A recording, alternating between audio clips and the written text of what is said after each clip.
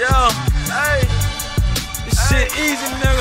Hey, all I'm talking about, nigga, I'm still out here trying to get it. Contender Regime Boxing checking back in with y'all, man. What's good? So Devin the Dream Haney is looking to make his return back to the boxing ring this December.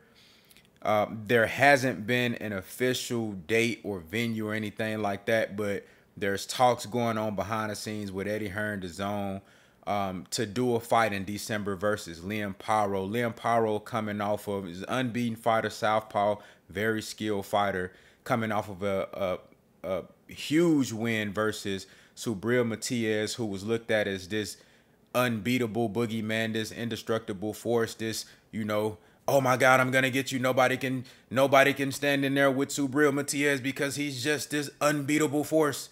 You know what I'm saying? You know, Liam Paro beat that guy, and he went to his backyard in Puerto Rico and put on a winning performance, which was a very, very crafty and technical performance by Liam Paro. He's a very exciting fighter, man, and it showed you he can win in multiple ways. And you know, Devin Haney, we know, coming off of his very first loss inside the ring at the pro level, which would have been his first technical and on paper loss versus Ryan Garcia, had it not been for Ryan Garcia being on drugs, performance enhancement drugs, you know, intentionally missing weight prior to the fight, and then, you know, popping dirty, a double whammy. You feel what I'm saying? And, you know, his B sample came back positive, and the loss was overturned, so Devin Haney's loss get wiped away, and Ryan Garcia's win get wiped away, rightfully so, and Ryan Garcia is on a year suspension. Typically, when fighters take their first L, and not only just taking their first L, but in devastating fashion, the way that Devin Haney did, took a whole lot of punishment in that fight, these guys typically take an extended period of time off. And had this been any other fighter, I would have been surprised. I would have been surprised that Devin Haney had a quick turnaround fighting that fight in April and then coming right back in the same year in December. Just off the turnaround itself, if it had been any other fight, I would have been surprised. Also, if it had been any other fight, I'd have been surprised he come back off of a ass whooping like that, and then you fight Liam Paro, an undefeated champion at 140, a guy who is a really, really good fighter, man, who just took out the boogeyman, right? So had this been any other guy, I would have been surprised, but come on, man, it's Devin the Dream Haney. This is a guy who people say don't have no power. This is a guy who people say don't have a chin. This is a guy who people say, you know, is just a lesser than caliber fighter. You know, a lot of people have so much hate for Devin Haney and ridicule for Devin Haney, when this guy has done nothing but bet on himself and be a true professional and take on the best competition possible. This is the guy that they begged and said, a lot of people that begged him to not go over there to fight Kambosos twice in his hometown, taking a lesser split, even though he was the more known fighter, you know, putting himself at a disadvantage, putting himself in a position to be robbed. A lot of people that was begging for him not to do that was real fans, but then a lot of people that was saying that he shouldn't do that was haters, because they didn't want him to be undisputed. They didn't want him to be great, and they knew that he was going to go over there and be successful because they know the temperament and the pedigree of Devin Haney, right? So he went against these people saying those things to be great.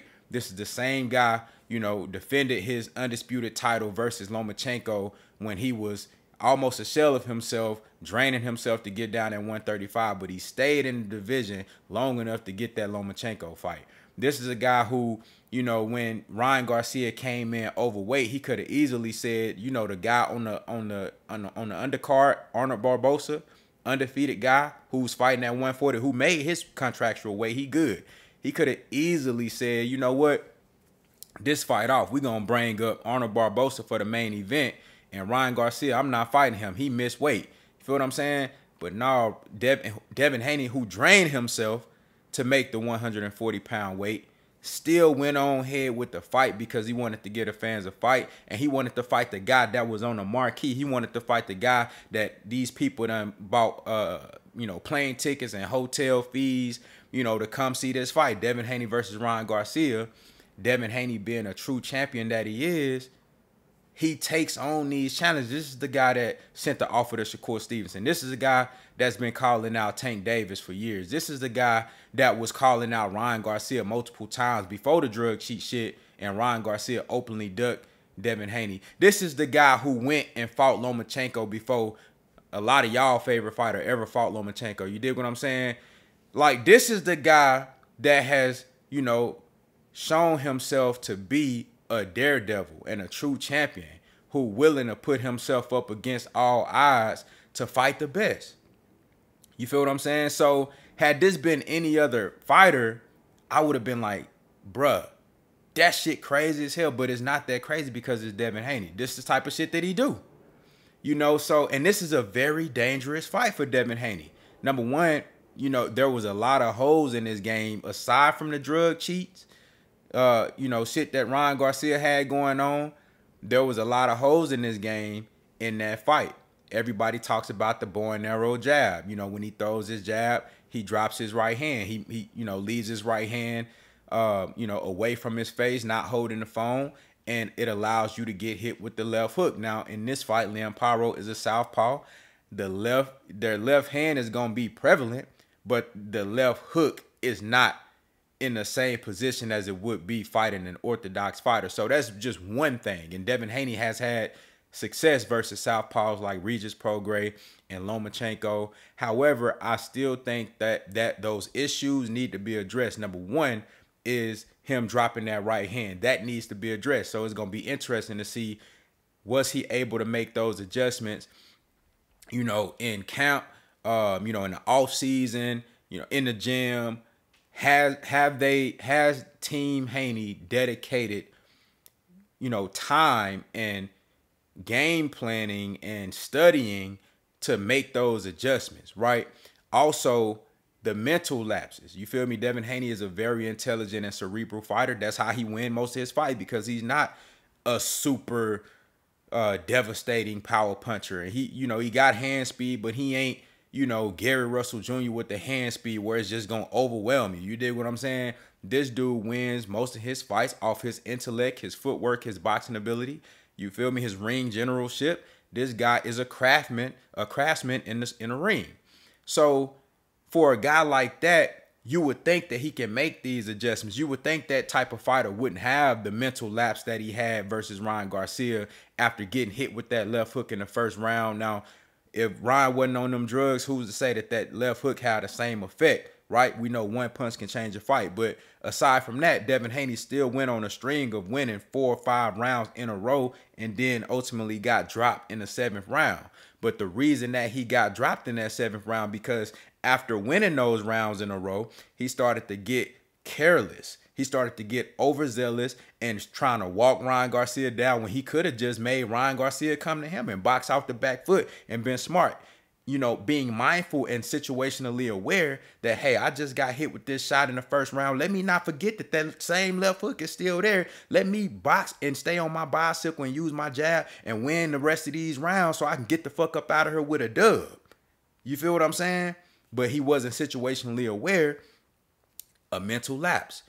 Has he made the adjustments to fix that shit? I think all of these things need to be addressed going in this fight with Liam Paro. If they get this shit done, I think, you know, it's a fight that Devin Haney won't. I know Liam Paro will welcome this fight. It's a big name. He could actually put a real loss on Devin Haney's record.